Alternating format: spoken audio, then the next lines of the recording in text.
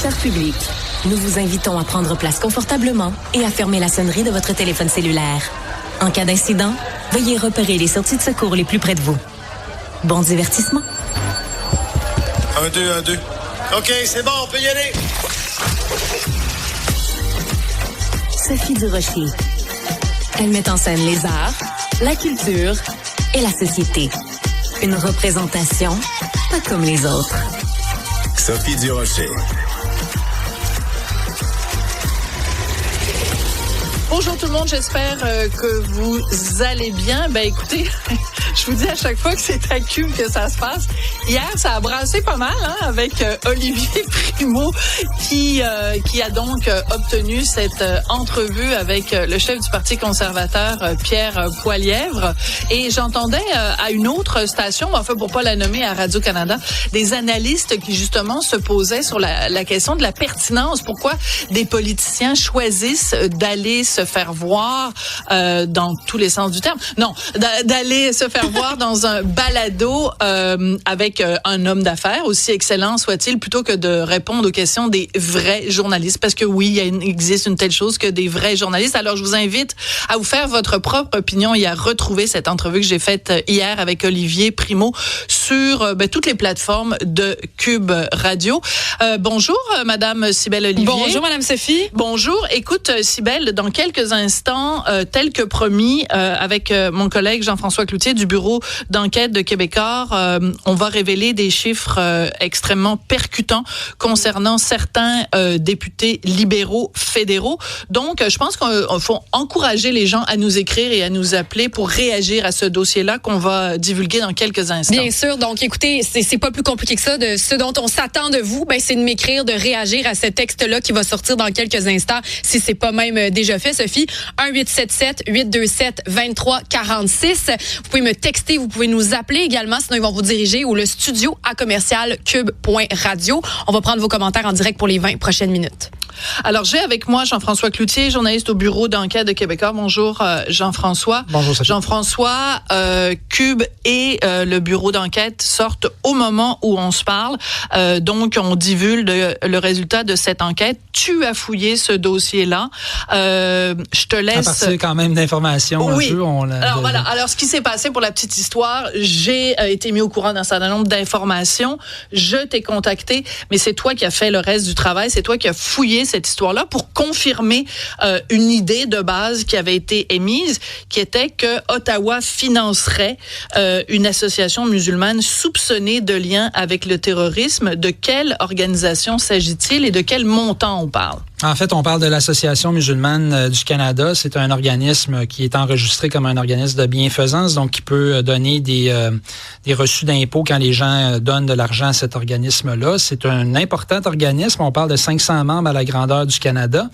Et ce qu'on a en fait trouvé là, c'est que cet organisme-là a fait des demandes pour avoir droit au programme Emploi d'été jeunes du Canada, dans le fond. Et il y a pour 244 000 $ environ qui ont été donnés en 2024 pour le programme d'Emploi d'été Canada à l'Association musulmane du Canada qu'on appelle la MAC. En fait, c'est l'acronyme en anglais, mais c'est l'acronyme qu'on peut utiliser aussi. Muslim Association of Canada, MAC en anglais, en français, donc l'Association musulmane. C'est important de dire que c'est la plus grande association musulmane au Canada.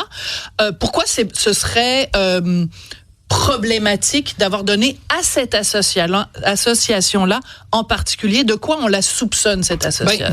Voilà ce qui est problématique, c'est que cette association-là fait l'objet d'un audit du fisc depuis 2015, de l'équipe antiterroriste du fisc, en fait, qui la soupçonne d'avoir des liens avec des groupes terroristes. Ils ont épluché, en fait, la façon dont cet organisme-là fonctionnait, les communications notamment, et ils ont trouvé qu'il y avait vraiment, effectivement, des liens avec des gens qui ont été proches de groupes terroristes et des organismes aussi qui étaient favorables à des groupes terroristes. L'audit de Revenu Canada s'est terminé en 2023. Et des médias ont parlé de ça, du fait que l'organisme était soupçonné par Revenu Canada. Donc, c'était, comme on dit, de notoriété publique que cette enquête-là avait eu lieu. Non seulement que l'enquête avait eu lieu, mais que les conclusions du fisc étaient quand même conséquentes. Donc, tu nous parles de 2023.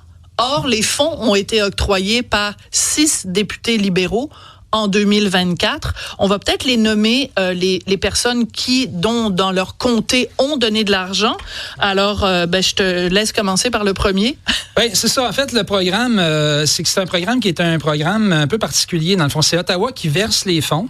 C'est l'Emploi et Développement Canada, mais les députés ont vraiment leur mot à dire là-dedans, les députés qui ont été impliqués dans ça, dans la mesure où c'est eux qui établissent les priorités pour ce programme-là dans leur circonscription. Et ils sont également consultés par Ottawa, par le ministère, sur les organismes qui vont recevoir les montants. Alors, au moment où on se parle, on voit donc ce qui est en ce moment sur le site du Journal de Montréal.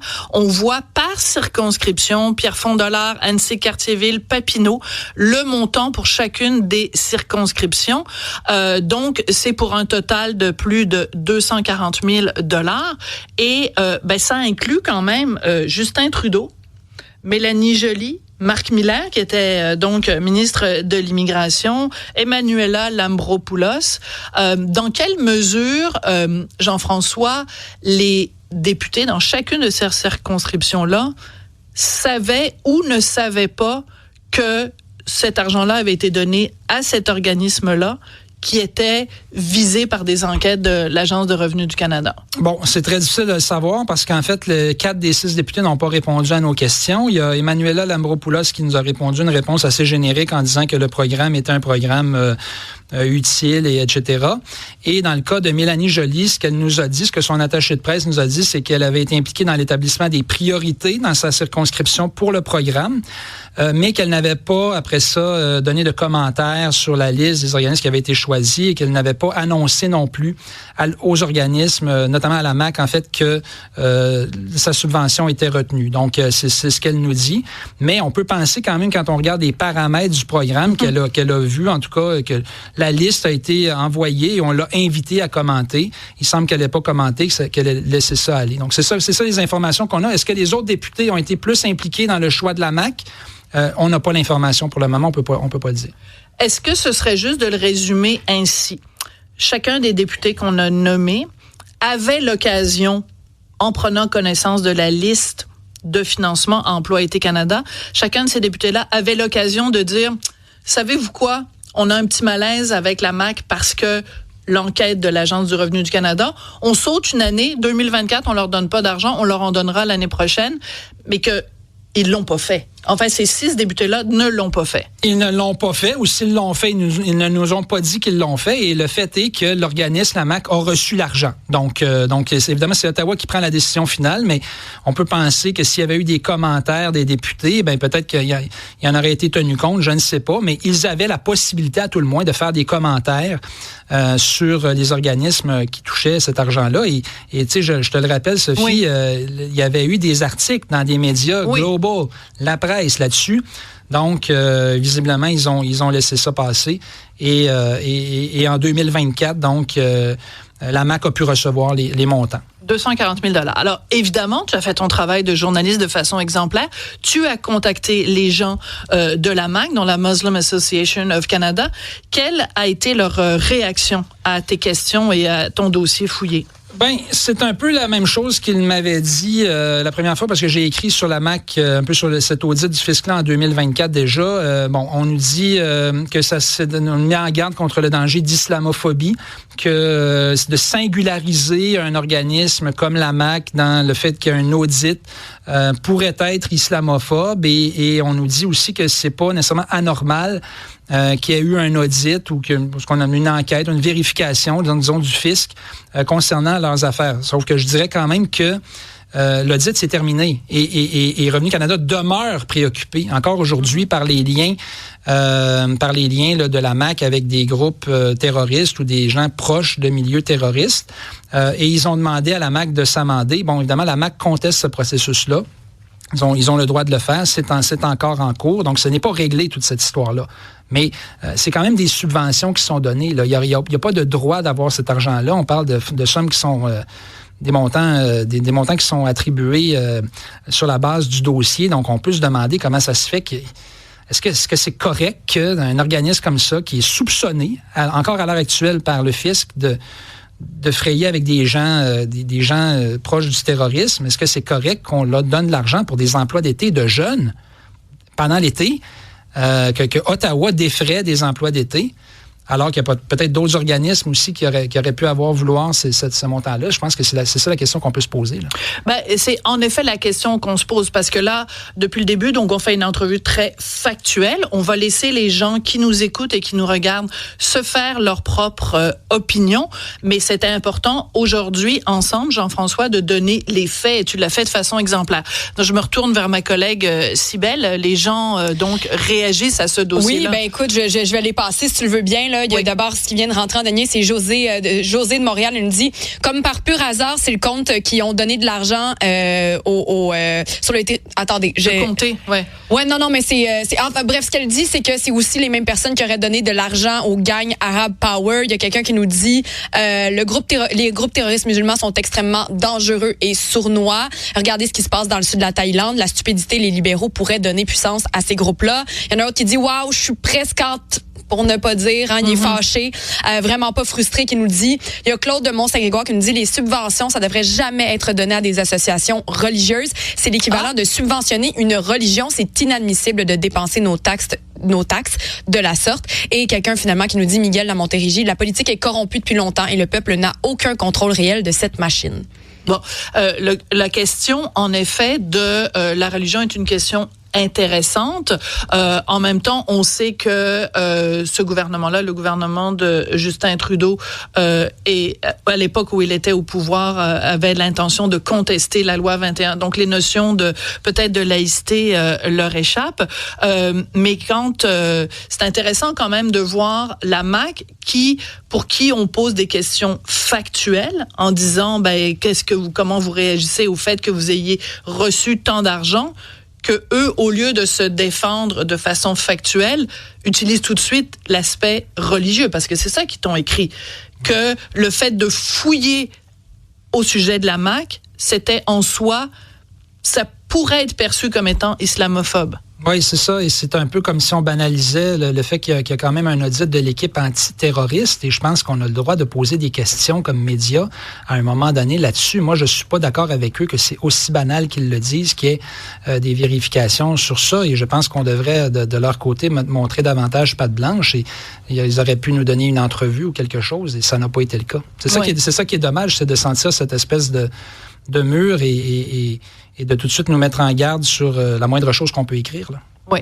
Alors, tu nous as parlé de la réaction. Donc, sur les 6 que tu as contactés, il y en a seulement 2 qui ont réagi, Mélanie Joly et Emmanuela Lambropoulos. C'est quand même assez dommage que Justin Trudeau, son entourage, son bureau, sa garde rapprochée, n'ait pas réagi, parce que ce sont des questions légitimes. On a parfaitement le droit, comme citoyen, de savoir pourquoi et à quel point lui savait que cet argent-là était dépensé dans son comté. C'est, tu sais, il y en a d'autres, mettons Marc Miller qui répond pas à tes questions, c'est une chose, mais que Justin Trudeau lui-même, alors qu'il a donné des sommes conséquentes, n'ait pas daigné réagir, c'est assez décevant. Ben, je suis entièrement d'accord. Puis d'ailleurs, c'est ça, écoutez, c'est les 6 circonscriptions, là, on parle quand même de la circonscription de Mélanie Joly, Justin Trudeau, David Lametti, qui est l'ancien ministre de la Justice, Marc Miller, qui est l'ancien ministre de l'Immigration. C'est des poids lourds, là. C'est des poids lourds du gouvernement libéral. Et c'est leur circonscription, c'est dans leur circonscription que les sommes ont été versées. Je pense qu'ils nous doivent un petit peu des explications. Tu sais, par exemple, est-ce que Mark Miller ou Justin Trudeau, ils ont vu la liste? Est-ce ils avaient vu les articles avant? Eux, ils étaient d'accord avec ça? Ben, s'ils sont d'accord, mais qu'ils nous le disent, que pour eux, c'est ça. Oui.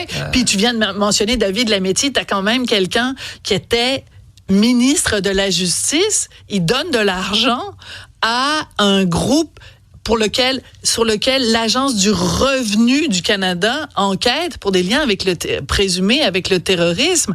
Je sais pas, le ministre de la Justice, il me semble que tu dois lire les journaux, puis tu dois... Mais c'est comme s'il n'était pas au courant, sinon c'est quoi? C'est ça l'autre pan? C'est soit on le sait puis on le choisit, soit on n'est pas au courant. Ou c'est quoi? Est-ce qu'il y aurait une troisième option?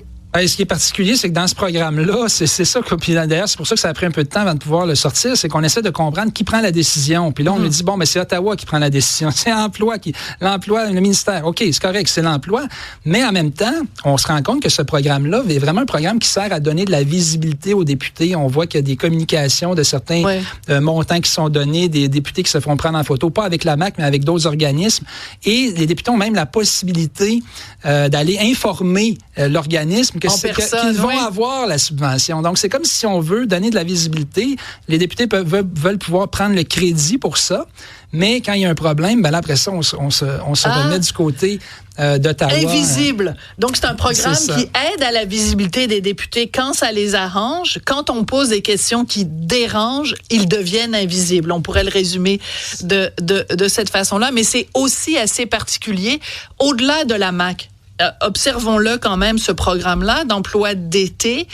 On parle quand même de centaines de milliers de dollars qui sont remis à des organismes pour des emplois d'été. Et au final, ça sert à bien faire paraître des députés. Donc moi, j'ai un petit peu un malaise de façon générale. Puis là, c'est vraiment l'éditorialiste en moi qui parle. Là. J'ai un peu un malaise que des emplois créés, même si c'est juste pendant l'été, servent à bien faire paraître des députés. Jean-François Cloutier, merci pour ce travail vraiment exemplaire de journalisme d'enquête. C'est à ça que ça sert, des journalistes de métier. Merci beaucoup, Jean-François. Merci beaucoup, donc, vous retrouvez en ce moment même sur le site du Journal de Montréal tous les résultats de l'enquête extrêmement bien fouillée de Jean-François.